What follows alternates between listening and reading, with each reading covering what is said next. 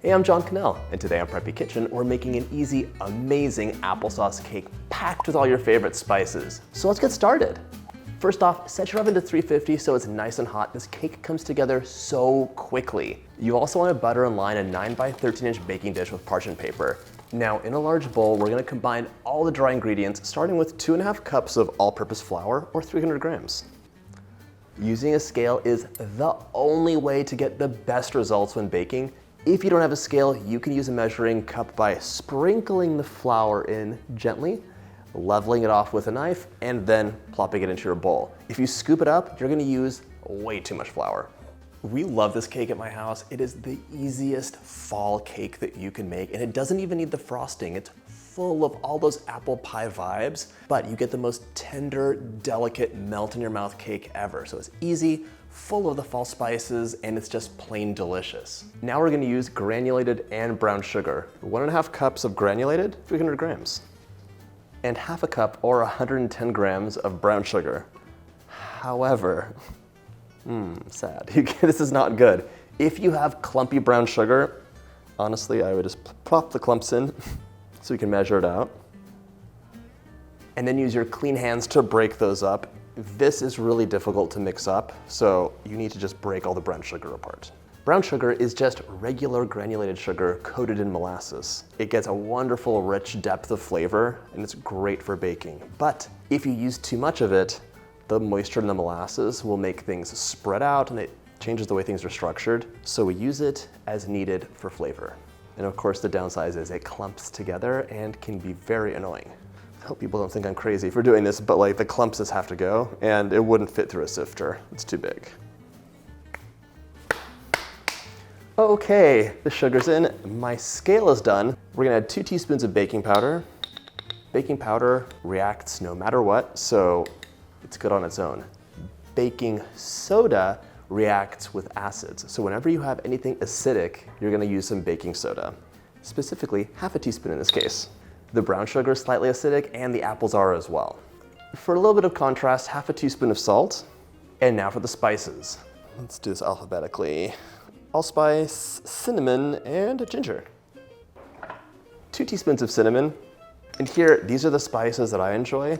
If there's one that's not included that you love, add it in. I'd suggest a 1/4 teaspoon of any other spice you're gonna add. 2 teaspoons of ground ginger. There's like major apple pie spice vibes here. And 1/2 teaspoon of one of my favorites, allspice. Allspice is from a specific plant. It is not all spices mixed together, which a lot of people think. Grab a whisk and mix it up. Look at that. Almost no lumps in there. All right. I almost forgot. 1 cup of chopped nuts. Specifically, I'm using walnuts. You could use your favorite. Pecans would be nice too. But they should be toasted, they should be chopped, so these I toasted earlier, I did remember, and just give them a rough chop. I swear I'm so used to cutting nuts out of anything I give the kids because they take it in their school snack and nuts are not allowed, that I can sometimes forget. 1 cup of chopped walnuts right into the dry mixture. Mix that in. We're coating the walnuts in the flour mixture so they don't sink when we bake them. Perfect. Now we can set this aside and onto the wet ingredients. This recipe calls for 2 cups of applesauce. Any applesauce will do. It's adding apple flavor, moisture, and of course sweetness. I'm gonna measure this out. Sometimes we make homemade applesauce. That's a recipe that's on the blog, but today I'm using some store-bought. My mom taught me to add applesauce to cakes. Also, you could add crushed pineapples. It makes things tender and it replaces some of the oil that you have in the cake. So it's basically acting as a fat, and you're not going to miss any of the oil. It gives you a really tender, moist crumb without the cake being greasy. It's the secret to my carrot cake. We also want 1/2 cup of veggie oil. You could use any neutral oil you enjoy. And we're using oil instead of butter because an oil-based cake will be so soft out of the fridge as opposed to a butter-based one. Butter cakes are delicious and I love them, but when they're in the fridge, oh my gosh, it turns into like a rock hard cake and it has to come to room temperature. It's a whole thing. 1/2 cup of oil. To hold things together, I want 3 large room temperature eggs. 1 and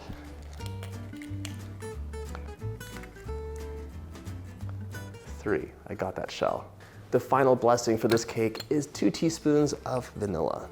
Oh my gosh, my homemade vanilla. It's on like the very last teaspoon. The little bit that's left in here is pure vanilla seeds. One more time for the whisk. We're gonna break this up and mix until it's nice and smooth. The eggs have to be fully incorporated. If you're wondering why room temperature eggs, you wanna add room temperature ingredients into the oven so the cake bakes up nice and evenly. They also mix in better, but it's really about having a nice even bake. If you're baking an ice cold batter, that's where you get cake doming. It's like overcooked on the outside, it's undercooked on the inside. No. Okay. Now we're gonna combine the wet and the dry and mix them until they are just combined. You don't wanna overmix your cake batter. That's a recipe for doughy, gummy, dense, sad cakes. Boo. You can whisk this together if you'd like. I'm using a spatula just to fold the batter together. It's gonna give you a perfect mix, and it also lets you scrape the bottom as you go along. Oh my gosh, once you add the wet mixture to the dry, the spices, they'll like hit you across the face with this wafting into your nose. It smells so good. The last streaks of flour are disappearing, so I know it's now time to pour this into my 9 by 13 inch baking dish.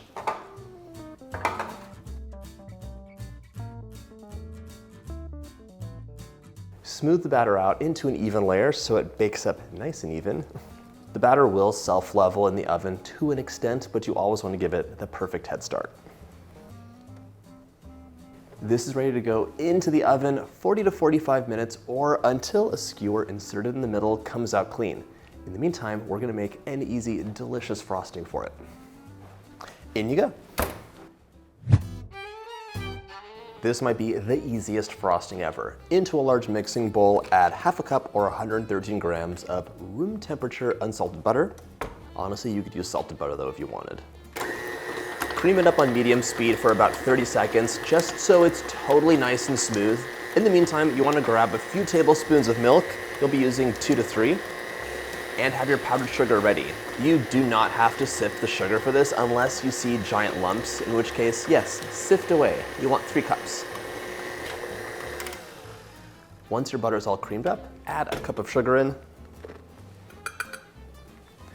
We're gonna mix on low, but while it's mixing, add in 1 tablespoon of the milk. This frosting is easy and so delicious, but if you want to do something different, you could try half butter, half cream cheese for a really easy cream cheese frosting, or really just even eat it plain. It does not need a frosting. It is so good on its own, but I won't say no to frosting. Continue adding the powdered sugar and alternate with the milk. Okay, scraping the bowl down is always a good idea.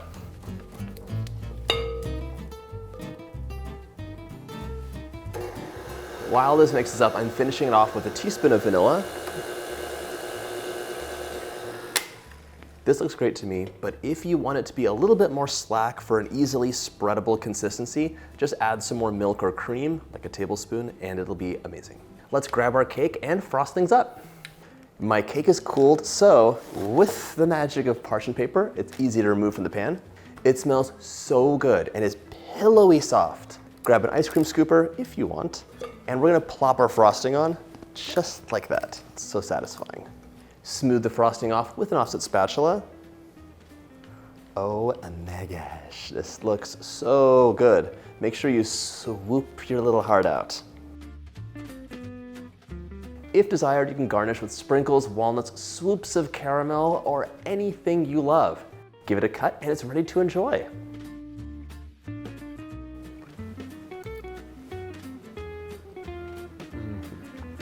That is so good. All the spices coming together with that wonderful apple flavor, the little bit of frosting, and the crunchy nuts. It's like creamy, crunchy, pillowy, and amazing. I hope you get a chance to make this recipe, and if you like this video, check out my Apple playlist.